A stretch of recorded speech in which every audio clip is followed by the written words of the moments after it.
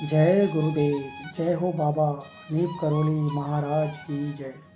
सभी को प्यार भरा जय श्री राम। आशा करते हैं आप सभी अपने परिवारजनों के साथ में स्वस्थ होंगे। इसी कामना के साथ बढ़ते हैं आज के इस अद्भुत और बाबा जी महाराज के एक और चमत्कारिक प्रसंग की ओर।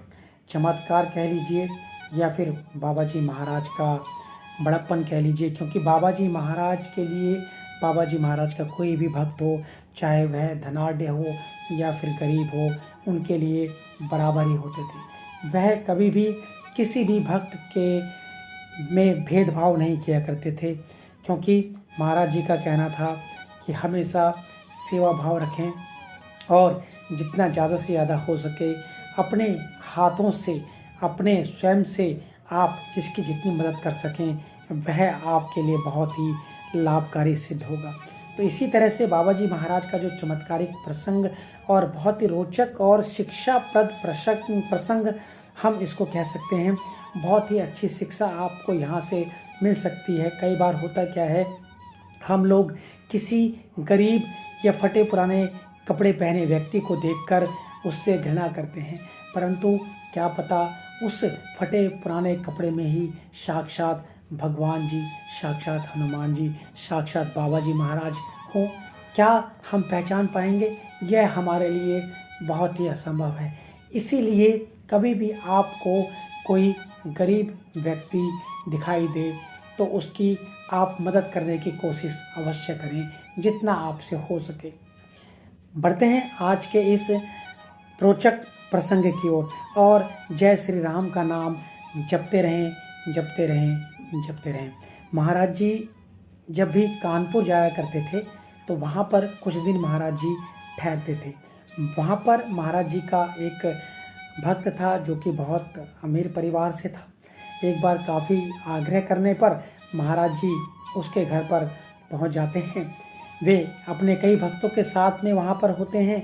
परिवार वाले उन महाराज जी की पूजा करते हैं, फिर कई तरह के वह उन व्यंजन तैयार करते हैं और महाराज जी की सेवा में अर्पित कर देते हैं। वे महाराज जी को यह बताने चाह रहे थे कि पहले कौन सा व्यंजन महाराज जी लें, फिर कौन सा लें, उसके बाद क्या लें और उसके बाद क्या, परंतु महाराज जी ने जो भी वहाँ पर व्यंजन रखे थे, जैसे मिठाई, कड़ी, फल, सब्जी, सबको महाराज जी ने क्या किया कि एक साथ एक कटोरे में रखा और एक साथ उसको मिलाया और मिलाकर खा गए। जब महाराज जी ने यह प्रसाद ग्रहण कर लिया तो उन्होंने सेठ को कहा अपना ड्राइवर भेज दो। सेठ का ड्राइवर आया और महाराज जी उस गाड़ी में बैठकर आगे चल दिए।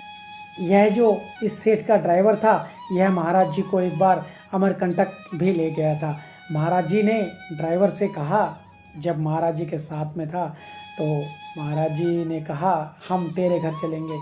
जब उस ड्राइवर ने इस बात को सुना तो वह सोच विचार में पड़ गया, क्योंकि वह ड्राइवर बहुत ही एक ऐसी बस्ती में रहता था जो कि बहुत मलिन बस्ती थी और वह ड्राइवर एक झोपड़ी में रहता था। उसने सोचा कि महाराज जी मेरे घर चलेंगे और उसको इस बात को सोचकर विश्वास नहीं हो रहा था और महाराज जी को उसने किसी तरह से टालने की कोशिश भी की, परंतु महाराज जी हट कर रहे थे, नहीं हम तेरे घर चलेंगे। फिर महाराज जी उस भक्त के घर पर पहुँचे, यानी कि उस ड्राइवर के घर पर पहुँचे और वहाँ पहुँचकर महाराज जी ने कहा हमें भूख लगी है, हमारे लिए खाना ला। जब यह बात उस ड्राइवर ने सुनी तो वह और ज़्यादा चिंता में पड़ गया। गरीब होने के कारण उसके घर में कुछ भी नहीं था।